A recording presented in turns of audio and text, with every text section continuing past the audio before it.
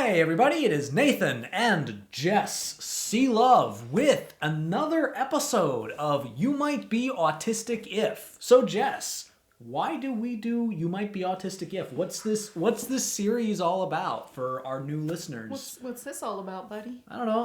I'm trying to be expressive with my hands. Okay. You know, You're giving me diva hands, like. No, I'm waving sentences with my hands. It's like magician and Metaphor. Mariah Carey. I'm so glad you asked me.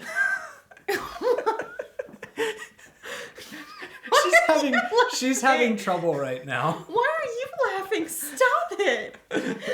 Stop! I have a long week. You Might Be Autistic If comments are submitted by the audience, and they are ways for us to connect with other autistic folks and sometimes to commiserate about an experience, or sometimes to laugh because sometimes autism is funny, or sometimes to just express empathy, which we will say by saying, that sounds hard, or I empathize, because why would we expect you to know that unless we clearly declare it?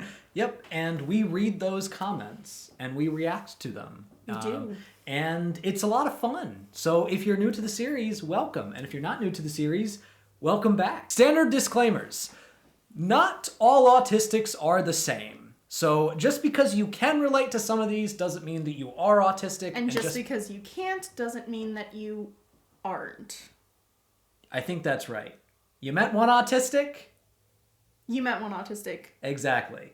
Also, you know how it goes if that was wrong. Also, of course, as usual, if we mispronounce anybody's name, please correct us with the phonetic pronunciation in the comments, and we will hopefully get it better next time. There's always the hope, at least. The hope, yeah, there's always hope. So, you ready to get started?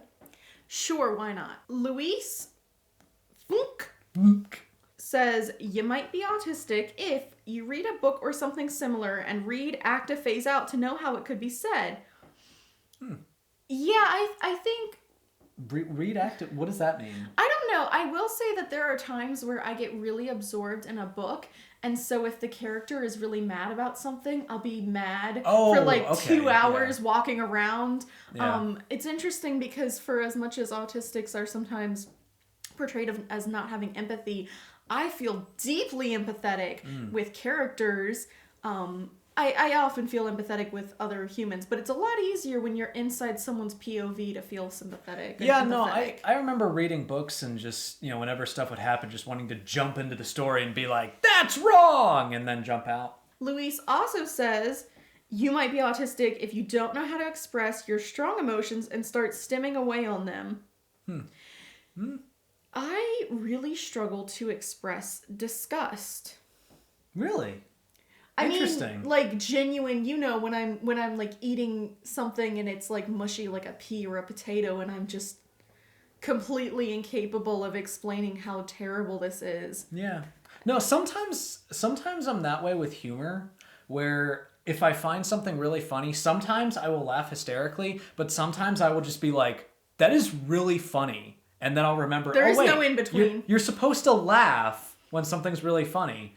For you, it's probably better, especially if you're at work, for you to just say that's really funny because you are terrifying. I don't know what you're talking about. How was that yawn? Shut up. I'm so natural.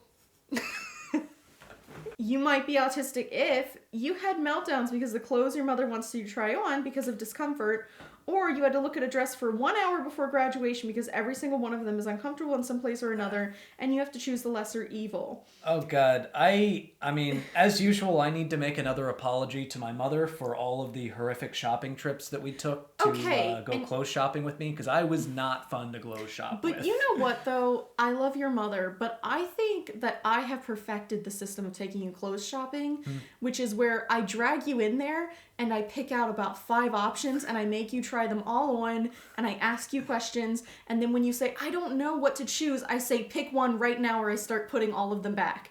And we start the process over again, and it works. Yeah. I'm not recommending you do this with a child. I think my mother... Only with a spouse. I think my mother probably likes it that way too, because she's not there. I'm pretty sure your mother considered me her daughter by marriage the first time I took you shoe shopping. Yeah. I am so sorry, Luis, that you had to go through that experience. I am just gonna say, I remember every Easter my mom would put out this big frou-frou dress, and they always had that tulle sort of petticoat, and they were so itchy.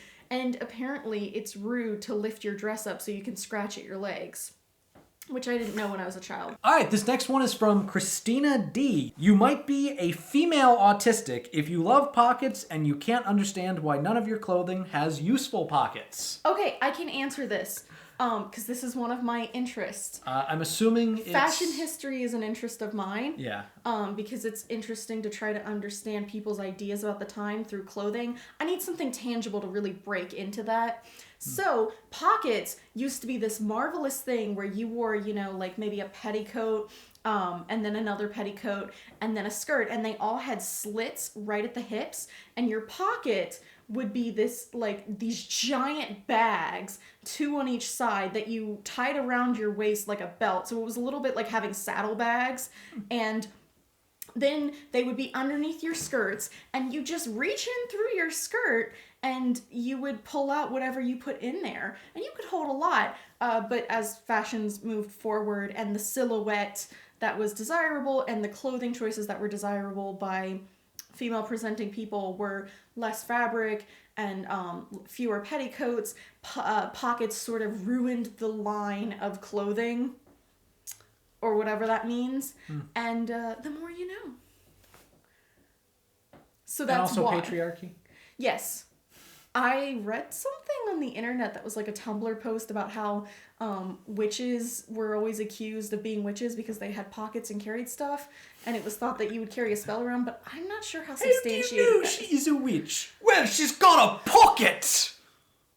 I don't know how substantiated that claim is, because I love that Tumblr has just been like, everybody was a witch. That has to be it. This one is from Free99. You might be autistic if you keep interrupting others mid-sentence.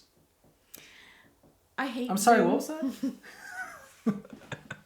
Sorry. I hate Zoom so much. Yeah. Because this is already a struggle for me, right? But at least over the course of my life, and I'm sure that's the same for you, you've kind of learned how to watch people before they're about to talk, but you can't do that for a whole class of people. That's why I like the hand raise function. Nobody uses it. Some people use it. If I told them to, but I don't like being a cop in my class, so I don't make them do that. Yeah, anyway, I'm sorry, because that's a thing that's one of my earliest memories, is some adult telling me to stop interrupting, and I was like, I don't understand. They would say, wait your turn. How do I know when it's my turn? Laura says, you might be autistic if you've already stressed out about daylight savings time ending. When does that happen? Oh, I don't know. I don't think about it until it happens, and then I mourn for a week. Daylight savings time is so freaking arbitrary, and it should not exist. Yeah, it is a huge deal. I don't know. I feel like the entire winter, I'm just always tired, and I keep telling myself it's because of the time change. That's why. Until it's time to move back. And this is another one from Louise Funk. No, it's not Funk. It's Funk. Funk. Jeez. You might be autistic if you can't look at the hallway in your house anymore because it's new wallpaper. Interesting. I haven't really seen a lot of wallpaper recently. Do people actually use wallpaper anymore? So you don't follow trends. No, I don't. Yeah, wallpaper I kind of came back a little bit. Why?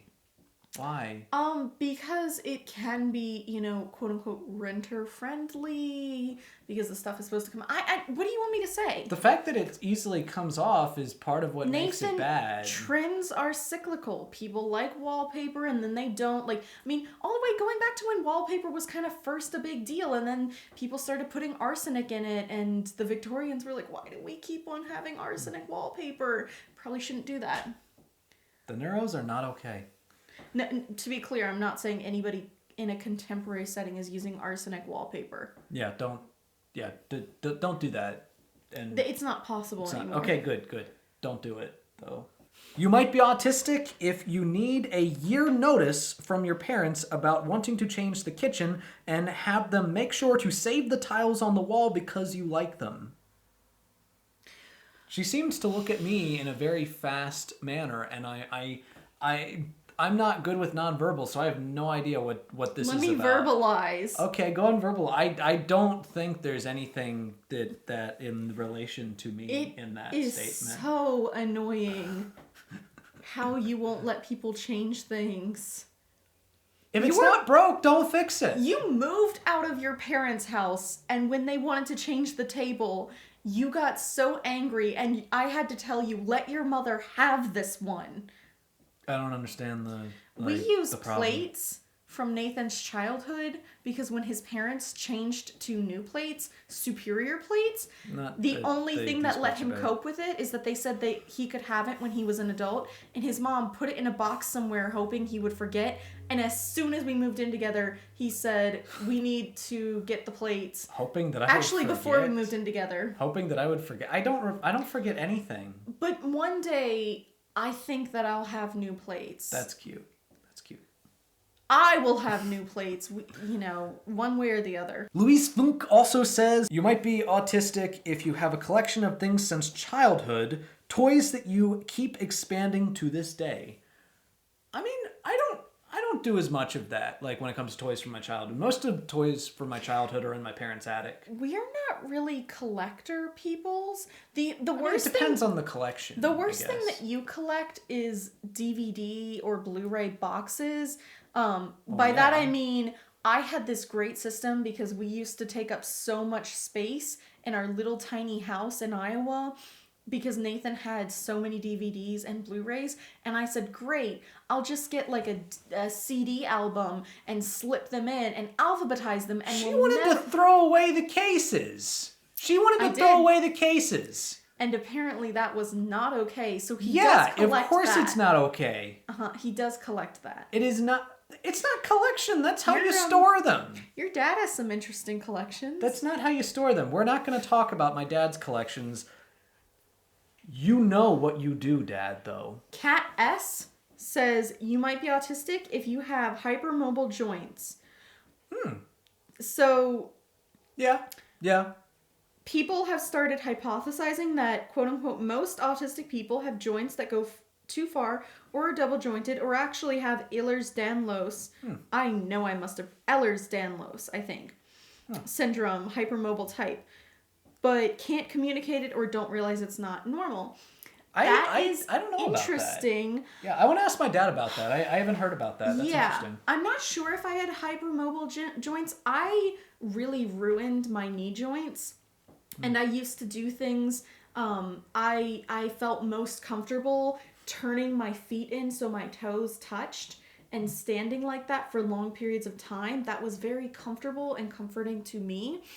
And I kind of, I think, ruined my joints through other behaviors sort of like that. So maybe at one point, I know now, because I'm older, if I am sleeping and I turn my ankle the wrong way, I'll wake up with knee pain. So that is interesting. I have heard other people comment something to the same effect about wondering if there's maybe a genetic association with autism and Ehlers-Danlos syndrome. Well, that is all the ones that we have time for. Thank you so much to everybody who left comments down below. We really do appreciate it. And of course, if you have your own You Might Be Autistic If ideas, leave them in the comments down below. Well, that is today's video. Thank you so much for watching. If you liked this video, please give it a like, a share, and if you haven't already, subscribe to the channel, check out some of my other stuff, and I have a new Twitter, so you should follow me, @NathanSelove. And if you want to support the channel in other ways, support me on Patreon, and you will see me in the next one. Bye.